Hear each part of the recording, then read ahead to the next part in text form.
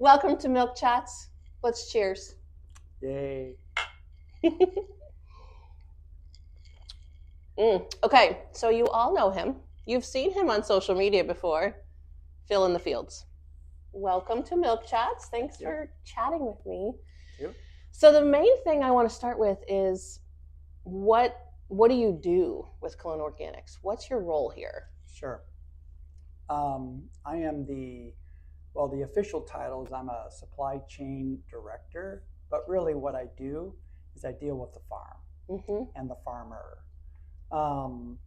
That is a crucial, to me, I think it's crucial. It's a crucial role in the company. The link between the farm and the processor is critical. Farms are producing the raw ingredient, and as it progresses through the chain, that link between the farm and how it gets to the plant, keeping the quality there is so important, so that when the bottle of milk shows up at the store and you as the customer pop that top and pour a glass of milk and drink it and think it's good, it really starts at the farm, and we can never make it better. So we want it always to come from the farm at the highest quality possible. That's part of what I do. I help them with quality. They have an extremely hard job converting an animal product, ingredient, whatever, into something that humans are going to consume. I always say this, it's if you really wanted the freshest, best milk, you should act like a calf and get it that way. So no one's going to do that. Right. So as it comes to the chain, everybody is working so hard to keep it under 40 degrees, even in the height of summer. Even though it's going all over the country, it's just a miracle how it gets there. And that miracle happens every day on the farm and in the plant. And part of what I do is I engage with the farmer, talk with them. Many times they're very isolated. I can be their friend, their mentor, their disciplinarian. Sometimes I have to, really work with them to correct things, but do it in a way that really supports them. Definitely. So, yeah. So what kinds of, just made me think of trainings. How do the farmers know the standards that we hold? Sure. So I provide that as well. The farmer, many of our farmers, in fact, most of them are Amish Mennonite. And the way they know how to do this is they were brought up as, young children learning how to milk from their father or mother. And that's what they know. And then with, the organic practices, we will and I will work with them on specifics on what they need to be doing. But a lot of what they do already is organically based. They already think that way. And so they're not learning how to, spray a field with the latest pesticide. They know not to do that. Right.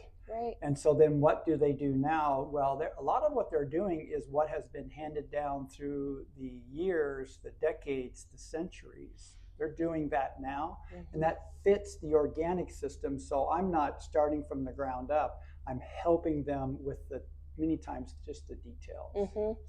So how do you have a schedule that you communicate with the farmers, or because I'm hearing you, what I'm hearing from you is you're the farm liaison. Yes. You're the in between. Sure.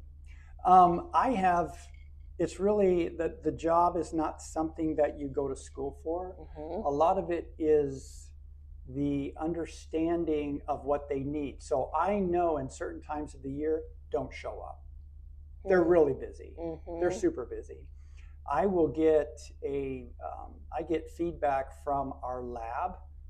That's maybe one thing to talk about as far as understanding quality of the milk. Every time a farmer is picked up on his farm with by a milk truck, a sample from the bulk tank is taken. Okay. That sample of milk is sent to the lab. It's tested for components, butterfat, protein, other solids, and quality, bacteria, etc. So if there's a problem on a farm, we're constantly getting feedback, constantly getting information. And if I see let's say a bacteria level rise, I'll show up at the farm. Sure. And help them usually look at, the cleanliness of equipment, the level, the temperature of the water is very important.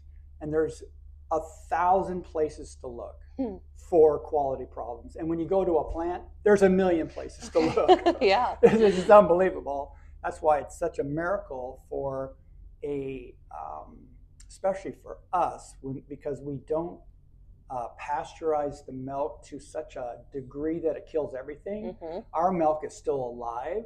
So for it to show up, let's say in San Diego or Florida or Maine, and still taste really good, again, a miracle, but it starts at the farm.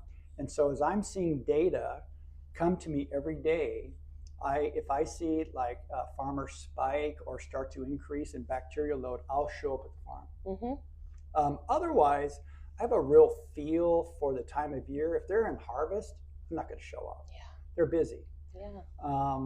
They will call me many times and we'll discuss issues. So with that, especially also with organic certification, they're inspected every year.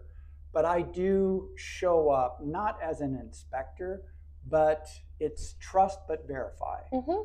And sometimes things are done without understanding what they're doing. They don't know every single detail of every single thing. And if I see something that could be a problem, I'll let them know, and then look for alternatives. Trying to keep your seed supply in compliance. Make sure that nothing's being used as far as fertilizer that violates anything. All that is an ongoing conversation. So, yeah. Have you always been in agriculture? I would say probably my entire life I have been involved in some sort of agriculture. Yes. Yeah. Not just dairy, but also I grew medicinal herbs for market organically. I've had cattle, I've had chickens, market garden, all those sorts of things, which are actually very helpful in the end because it's all part of a big picture and you understand organically how things need to work and they apply across the spectrum. Also, what we're also doing is we've included regenerative agriculture into what we're doing. That's a whole nother level of understanding where you're not just growing something and replacing what you took out, but you've created a system that's regenerating while you're doing that. And that's the next level of agriculture. It's amazing. So if you had to sum up regenerative agriculture in the shortest, what would you sum it up to be? So how I view it is I'll say this, most of agriculture takes. You take a crop off. With regenerative agriculture, it's a give and take. So you are doing things where the system is regenerating while you're also taking. Again, that's the next level of understanding of what you're doing on the ground, and it's so revolutionary to be able to give and take. So yeah, that's a really cool, it's a good analogy because it's true. You pick the corn, around here, you pick the beans, and yeah, that makes a lot of sense. Yeah. So how long have you been with this company, with Kalona Organics? I think I'm working on my 18th year. Wow. Yeah. Yeah. Congratulations. Thank you. That's a big accomplishment. Thank you. And I've seen a lot. There's been a lot of change in the industry. There's a couple things that are changing right now that are really significant and really impacting the dairy industry, especially the organic dairy industry, that I think are positive. Two things. Number one, I do think, and I'm going to say it this way, almond juice, it's not almond milk. Okay? Not almond milk. We agree. You're not milking almonds. It's very difficult to milk almonds. Those types of products are decreasing in sales. Mm-hmm. I think the up and coming generations that are coming into being the purchasers of the future understand that, and they're moving away from that. That's number one.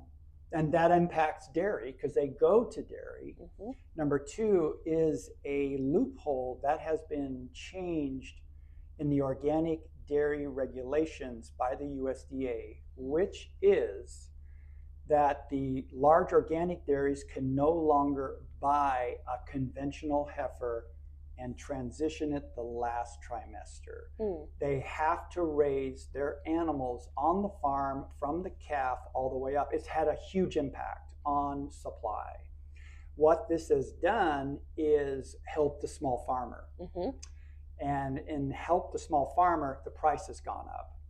The organic dairy industry is a pure market, supply and demand.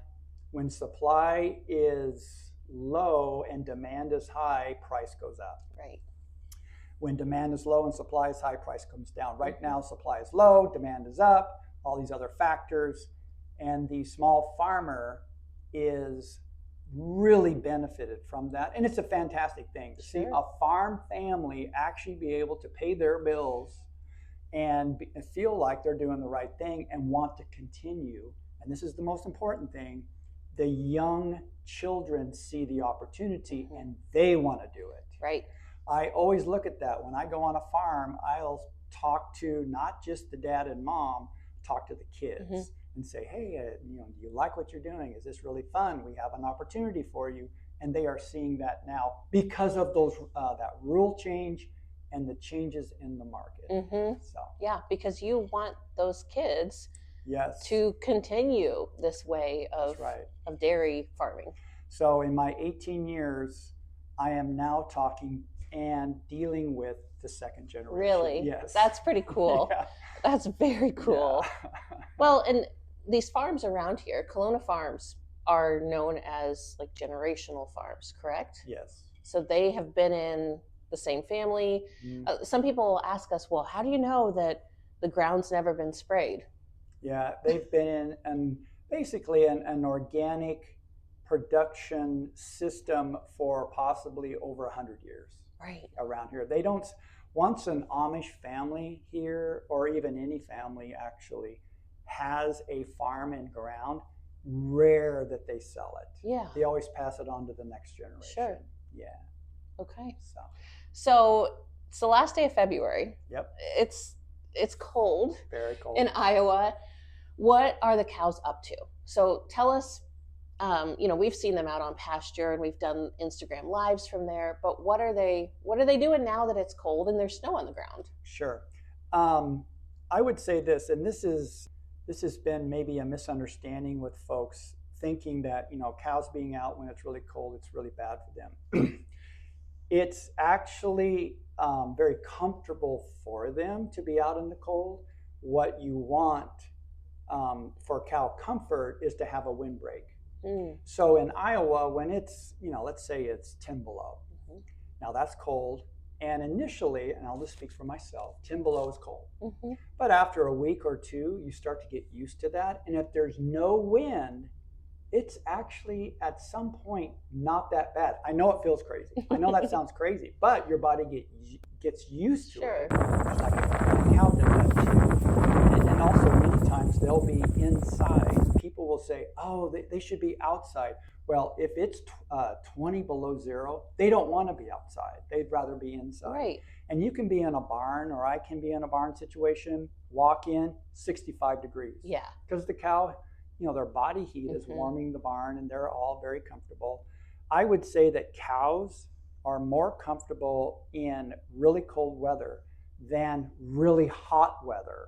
So when it's 95 degrees with humidity, the cows start to drop off in milk. They are just trying to survive. But right now, 10 below zero, they're giving milk pretty well. And so the farmer's very careful.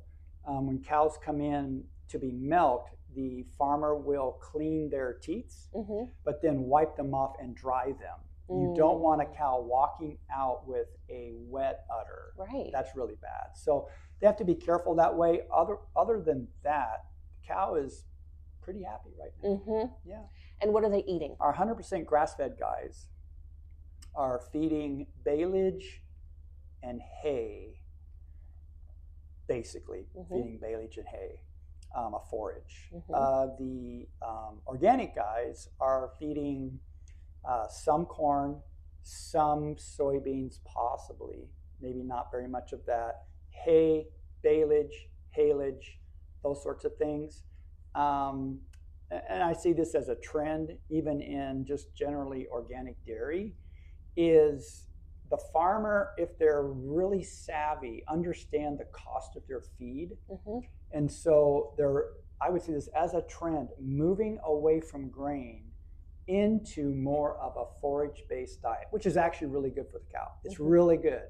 You can boost milk supply with grain, but grain can be very costly. So we don't mandate to our farms how they run their farm, but we do support them based on how they want to approach it.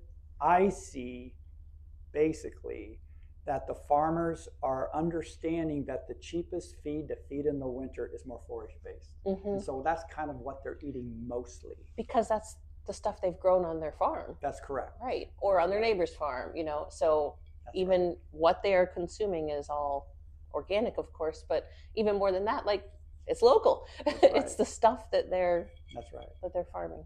Yeah. Wow. Yeah, that's interesting. Everybody always wants to know what do the cows eat in the winter and what are they doing? And for people who don't live in Iowa, who live in sunny California or Florida, right, it's hard to even imagine how cold it does get here. Yeah. But the cows know. They're not dumb. Yeah. They know when they're cold, they want to be in the barn. That's right. And the farmers know them very well too. And they give them so one thing for everybody out there to know is that cows aren't necessarily locked in. They're given the option. So you need to understand, cows given the option, go into the barn. So just let them go into the barn. That's where they want to go. So there's that. The other thing I wanted to say too about this year, it's been a bumper crop year in Iowa.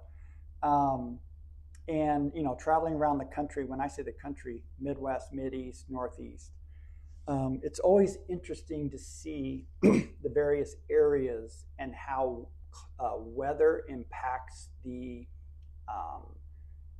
feed production. That's during the year when it's being produced. You can have good years and bad years. Last year was a phenomenal year in Kalona, phenomenal.